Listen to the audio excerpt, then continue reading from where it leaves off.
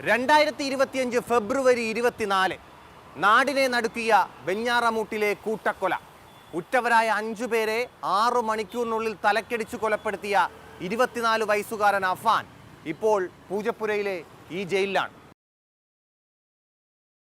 അഫാന്റെ ഇളയ സഹോദരൻ 13 വയസ്സ് മാത്രം പ്രായമുള്ള അഹ്സാൻ, അഫാന്റെ പിതൃ സഹോദരൻ പുല്ലമ്പാറ ജസ്ല മൻസിലിൽ ലത്തീഫ്, ലത്തീഫിന്റെ ഭാര്യ ഷാഹിദ, പിതൃമാതാവ് താഴെപ്പാങ്ങോട് മസ്ജിദിന് സമീപം സൽമാ ബീവി, അഫാന്റെ സുഹൃത്ത് ഫർസാന എന്നിവരെ മണിക്കൂറുകളുടെ വ്യത്യാസത്തിൽ ചുറ്റിക ഉപയോഗിച്ച് തലക്കടിച്ചു കൊലപ്പെടുത്തിയതാണ് കേസ്. ഈ സംഭവങ്ങളൊക്കെ നടക്കുമ്പോൾ അഫാന്റെ പിതാവ് അബ്ദുൾ റഹീം വിദേശത്തായിരുന്നു. വാർത്ത കേട്ടപ്പോൾ തന്നെ തരിച്ചുപോയി. കാരണം അത്രയും നല്ലൊരു കുട്ടി. അപ്പോൾ എൻ്റെ അടുത്ത് എസ് ഐ പറയുമ്പോൾ അപ്പോൾ അപ്പുറത്ത് ഒന്നും കൂടെ ഉണ്ട്, എൻ്റെ മൂത്താപ്പയും ഭാര്യയും അവിടെ ഞങ്ങളെ കൊണ്ടാണ് എസ് ഐ പോയത്. അപ്പോൾ അവിടെ ഇതറിഞ്ഞ് എസ് ഐ പറയുമ്പോൾ തന്നെ എനിക്ക് അത്രയും വിഷമവും കാണാൻ പെട്ടെന്ന് ഈ ചെറുക്കനല്ല സാറേ ഞാൻ പറഞ്ഞു. അനിയനുമായിട്ട് ഭയങ്കര സ്നേഹമൊക്കെയാണ്. എപ്പോഴും പള്ളിയിലൊക്കെ വരുമ്പോൾ ബുള്ളറ്റിലാണ് കൊണ്ടുവരണം. അങ്ങനെ അനിയനെയൊക്കെ ഇങ്ങനെ പറയുമ്പോൾ നമുക്ക് തന്നെ ഒരു ക്യാൻസർ പേഷ്യൻ്റാണ്, റിക്കവർ ചെയ്തു വന്നത്. അപ്പോൾ ചികിത്സയുമായി ബന്ധപ്പെട്ട് കുറച്ച് സാമ്പത്തിക പ്രശ്നങ്ങൾ ഉണ്ടായിരിക്കാമെന്നാണ് എൻ്റെ ഒരു വിശ്വാസം. അല്ലാതെ അങ്ങനെ ഒരു കുഴപ്പമുള്ള ഒരു ഫാമിലിയോ അല്ലെങ്കിൽ നാട്ടുകാരുമായിട്ട് പ്രശ്നം ഉണ്ടാക്കുന്നവരോ ഒന്നുമല്ല. അവർ സമാധാനപരമായിട്ട് ജീവിക്കുന്ന ആളുകളാണ്. കൃത്യം നടത്തിയതിനു ശേഷം അഫാൻ വെഞ്ഞാറമൂട്ടിലെ പോലീസ് സ്റ്റേഷനിൽ കീഴടങ്ങി. അഫാന്റെ കടബാധ്യതയാണ് കൂട്ടക്കൊലപാതകത്തിലേക്ക് നയിച്ചതെന്നാണ് പോലീസിന്റെ കണ്ടെത്തൽ. അഫാൻ ആദ്യം സൽമാ ബീവിയെ തലക്കടിച്ചു കൊലപ്പെടുത്തിയ ശേഷം സ്വർണമാല കവർന്നു. വെഞ്ഞാറമൂട്ടിലെ സ്വകാര്യ പണമിടപാട് സ്ഥാപനത്തിൽ പണയം വെച്ച് ലഭിച്ച തുകയുമായി കടയിൽ നിന്ന് ചുറ്റികയും വാങ്ങിയാണ് ചുള്ളാളത്തെത്തിയത്. പിതൃ സഹോദരനെയും ഭാര്യയെയും കൊലപ്പെടുത്തി. ഇവർ CRPFിലായിരുന്നു. ഇപ്പോൾ പെൻഷൻ പറ്റി അവർ കുടുംബമായി കഴിയുകയാണ്. ഭാര്യയും ഭർത്താവ് മാത്രമാണ് ഈ വീട്ടിലുള്ളത്. മറ്റ് ഇവരുടെ മക്കൾ രണ്ടുപേരും കല്യാണം കഴിച്ച് മറ്റു വീടുകളിലാണ് താമസിക്കുന്നത്. ഇവിടെയല്ല, ഇവർ ഭാര്യയും ഭർത്താവ് മാത്രമാണ് ഈ വീട്ടിലുള്ളത്. അപ്പോൾ ആദ്യ സംഭവം നമ്മൾ പ്രത്യക്ഷത്തിൽ അറിഞ്ഞത് പേരുമല സംഭവമാണ്. പേരുമല നടന്നതിന് ശേഷമാണ് ഈ പ്രതിയെ പോലീസ് കീഴടങ്ങിയത്. പോലീസ് കീഴടങ്ങുമ്പോൾ സ്വാഭാവികമായും പോലീസ് ഇയാളുടെ മൊഴി വാങ്ങുമ്പോഴാണ് ഈ ഇവിടെ ഇങ്ങനെ ഈ കുനവെങ്ങ ഈ പ്രദേശത്ത് ഇങ്ങനെ ഒരു കൃത്യം നടത്തിയതായി ഈ പ്രതി തന്നെയാണ് പറയുന്നത്. ഇവർ ഈ കുഞ്ഞുനാളിലെ ഇവരുടെ ഇളയ മകൻ്റെ മകൻ എന്നുള്ള നിലയിൽ വാത്സല്യത്തോടെ ഇവർ വളർത്തിയൊരു കുഞ്ഞാണ്.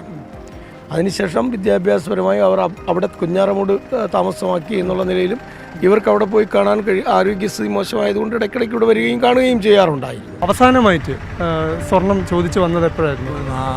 ഇത് ഈ മരണം കഴിയുന്നതിന് ഒരു 4 ദിവസം മുന്നേ. എന്തായിരുന്നു ചോദിച്ചതെന്ന്? ഇളയ അനിയന് ഫീസ് അടയ്ക്കണം, പൈസ ഇല്ല, കഴുത്തി കഴിയണം, മാല തരും, പണയം വെച്ച് ഫീസ് അടയ്ക്കട്ട് പിന്നീട് എടുത്ത് കൊടുക്കാമെന്ന് പറഞ്ഞു. ആദ്യം ഒരു മോതിരം കൊടുത്തെന്ന് പറഞ്ഞില്ല, അതെപ്പോഴായിരുന്നു? അത് 1 വർഷത്തിൽ കൂടുതലാവും. അന്ന് കൊടുത്തായിരുന്നു.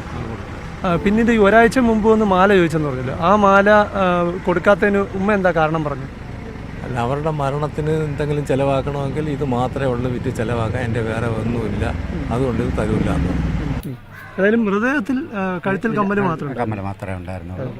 മുറിവേറ്റ പാട് എവിടെയാണ്? മുറിവേറ്റ പാടിന് തലയുടെ ഈ ഭാഗത്തായിട്ട് അടികിട്ടിയിരിക്കുന്നു. ആഴത്തിനുള്ള മുറിവാണ്. പിന്നെ ചോദിക്കും അവിടെ ഇവിടെയൊക്കെ ആയിട്ടുള്ള ചെറിയ മുറിവുകളേ ഉണ്ട്. കഴുത്ത് ഞെരിച്ച അങ്ങനെ എന്തെങ്കിലും ഏറ്റൊന്നും അറിയാൻ പറ്റുന്നില്ല. അതിൻ്റെ അകത്തോട്ട് പിന്നെ അങ്ങോട്ട് പ്രവേശിക്കാൻ കഴിയുന്നില്ല. വേറെ സ്വർണ്ണാഭരണങ്ങളൊന്നും ഒന്നുമില്ല. തുടർന്നാണ് വീട്ടിലെത്തി സുഹൃത്തിനെയും സഹോദരനെയും കൊലപ്പെടുത്തിയത്. അഫാന്റെ മാതാവിനെയും കൊലപ്പെടുത്താൻ ശ്രമിച്ചെങ്കിലും ഗുരുതരമായി പരിക്കേറ്റ ഷെമി പിന്നെ രക്ഷപ്പെട്ടു. കഴുത്തിൽ ഷാൽ ചുറ്റി ശ്വാസം മുട്ടിച്ച് ഷെമിയെ കൊലപ്പെടുത്താൻ ശ്രമം. മരിച്ചെന്ന് കരുതി മുറി പൂട്ടിയ ശേഷമാണ് ബാക്കി കൊലപാതകങ്ങൾക്കുള്ള ഒരുക്കങ്ങൾ നടത്തിയത്. തിരിച്ച് വീട്ടിലെത്തിയപ്പോഴാണ് മാതാവ് മരിച്ചിട്ടില്ലെന്ന് മനസ്സിലാക്കിയത്. തുടർന്ന് ചുറ്റിക ഉപയോഗിച്ച് മുഖത്തും തലയിലും അടിച്ചു വീഴ്ത്തി. എന്നിട്ടാണ് പാങ്ങോട്ടുള്ള മുത്തശ്ശി സൽമാ ബീവിയുടെ വീട്ടിലെത്തിയത്. അവരെ തലക്കടിച്ചു വീഴ്ത്തി മാല പൊട്ടിച്ചെടുത്തു. തിരിച്ച് വെഞ്ഞാറമൂട്ടിലെ പണമിടപാട് സ്ഥാപനത്തിലെത്തി 74,000 രൂപയ്ക്ക് പണയം വെച്ചു. ഇതിൽ നിന്ന് 40,000 രൂപ കടം വാങ്ങിയ ആൾക്ക് അയച്ചു. ഇതിനുശേഷമാണ് പിതൃ സഹോദരൻ ലത്തീഫിന്റെ വീട്ടിലെത്തി ലത്തീഫിനെയും ഭാര്യ ഷാഹിദയെയും കൊലപ്പെടുത്തിയത്. തുടർന്ന് വെഞ്ഞാറമൂട്ടിലെ ബാറിലെത്തി മദ്യപിച്ചു. ഇവിടെ നിന്ന് മദ്യവും വാങ്ങിയാണ് വീട്ടിലേക്ക് പോയത്. ഈ സമയത്താണ് പെൺസുഹൃത്തായ ഫർസാനയെ സ്വന്തം വീട്ടിലേക്ക് വിളിച്ചു വരുത്തിയത്. മദ്യലഹരിയിലാണ് പെൺസുഹൃത്തിനെ കൊലപ്പെടുത്തിയത്. ഈ സമയത്ത് വീട്ടിലേക്ക് വന്ന അനുജനെ ഒഴിവാക്കാനാണ് കുഴിമന്തി വാങ്ങാനായി ഓട്ടോയിൽ പറഞ്ഞു വിട്ടത്. ആഹാരം വാങ്ങി തിരിച്ചെത്തിയ അനുജനെയും അഫാൻ കൊലപ്പെടുത്തി. വീണ്ടും മദ്യപിച്ച ശേഷമാണ് ഓട്ടോ വിളിച്ച് വെഞ്ഞാറമൂട് പോലീസ് സ്റ്റേഷനിലേക്ക് എത്തിയത്.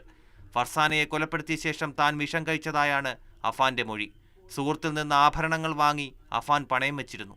ഇത് തിരിച്ചു ചോദിച്ചതിലുള്ള വൈരാഗ്യമാണ് ഫർസാനയെ കൊലപ്പെടുത്താനുള്ള കാരണമായി പോലീസ് പറയുന്നത്.